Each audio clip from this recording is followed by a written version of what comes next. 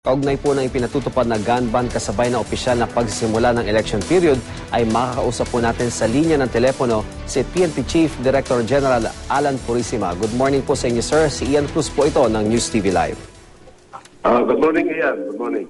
General, malayo pa po yung eleksyon pero may 4 na pong insidente na po ng election-related violence na naitala ang PNP. Bukod po dyan ay nagkaroon po ng mga sunod-sunod na insidente ng stray bullet shooting noong New Year, may shooting rampage po sa Kawit, Cavite, at shooting incident din po sa Atimonan. At may mga nagsasabi po na failure daw po ito sa law enforcement kaya may panawagan po sa gun ban, sa total gun ban. At paano po natin magagaransya dito sa panig naman po ng PNP na mababawasan po itong mga insidenteng tulad nito pagdating nga po ng, dahil nga po gun ban na po ngayon, General?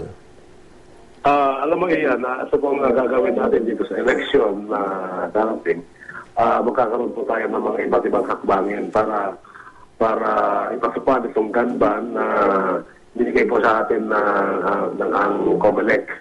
So, we will be setting up more checkpoints. We will be conducting more operations against illegal possessors of firearms. And we will be checking all the unrenewed firearms licenses. General, ano po ba yung mga mekanismo o sistema sa ilalim po ng gun ban sa ngayon pong panahon ng eleksyon? Yung gun ban po ay bawal po ang lahat na magdala ng baril sa labas po ng kanilang mga residensya maliban po sa mga binigyan po ng pahintulot po ng Commission on Elections. So, pati po mga pulis, hindi po pwede magdala ng baril. Maliban kung sila ay naka-duty at saka naka-uniforme. General, marami po bang mga checkpoints na inilatag dito sa NCR, particular po dito sa National Capital Region? Ilan po ba yung mga checkpoints dito po sa atin sa NCR? Alam mo po, ang mga checkpoints natin hindi randomly placed at nasa control po yan ng National Capital Region Police Office at hindi po natin ina-announce kung saan nilalagay dahil nga po pagka-announce na po natin yung mga lugar ng mga checkpoints, siyempre yung mga kriminal na nakikinig po sa mga radyo at saka television, ay malalaman po nila kung saan sila dadaan. Kaya nga po, atin po ay meron po tayong mga patakaran sa paglalagay po ng isang checkpoint. Kaya po nandun po sana sa isang well-lighted place. Pangalawa, meron pong mga signages, visible signages. Pangatlo, ito po ay pinapangunahan po ng isang opisyal na pulis na naka-uniforme at halos lahat po ng mga operatives, lahat po ng mga pulis na nag-checkpoint ay dapat naka-uniforme. Pang-apat, ito po ay meron pong mobile car na present doon sa area. General, may mga nag-request po ba sa inyo ng mga police escort mula sa mga national candidate, particular po sa PSPG na nakabase sa Camp Crame? Ang mga pagre-request po ng mga escort ay dumadaan lang po sa atin at sinasabit po natin sa Commission on Elections for their approval. Opo.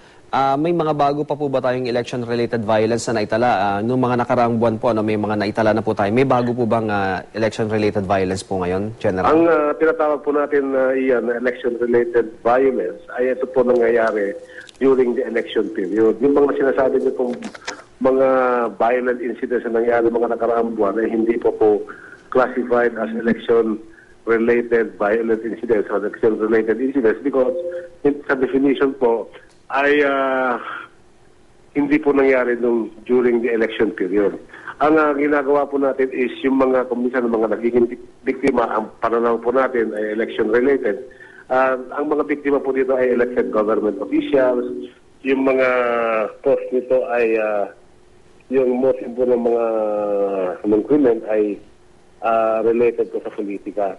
Kaya nga po, yung pagka sinabi po natin election-related incidents, it happens during the election period at saka it has something to do with the political exercise. So, kung ganoon nga po, wala pa po tayong naitatala dahil kapapasok lang po ng election period. Anyway, General, kumusta po yung operasyon natin laban sa mga private armed groups? Napakasigasig po ng pamunuan ninyo sa paglaban po sa PAGS, General. Opo, at ina-account po natin lahat yung mga nakalista doon sa mga private armed groups at meron po tayong mga vina-validate kasi nga po yung pong mga na-report kumisan ay nandyan sa nakalutang. Ang ibig sabihin na sila po, iba po ay government officials na politically aligned with the politicians, na meron po silang mga baril. And we are validating all of these things para kung nagagamit nga ba talaga sila for the purposes po ng ibang politicians.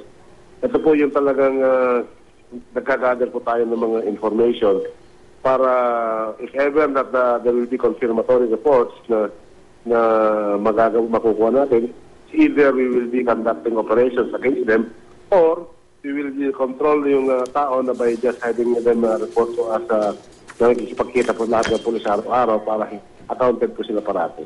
Alright, maraming salamat po sa inyo, PNP Chief Director General Alan Purisima.